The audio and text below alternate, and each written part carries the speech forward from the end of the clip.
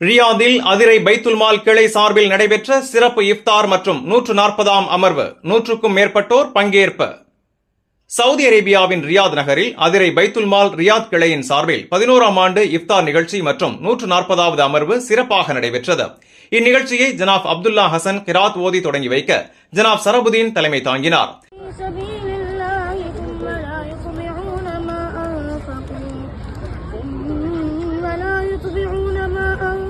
இந்நிகழ்ச்சியின் சிறப்பு விருந்தினராக அல் அபீர் மெடிக்கல் சென்டரில் பணிபுரியும் டாக்டர் அலி அப்துல் ஜலீல் அவர்கள் கலந்து கொண்டார். அவருக்கு ஜனாப் சரபுதீன் அவர்கள் பொன்னாடை போர்த்தி கௌரவித்தார்.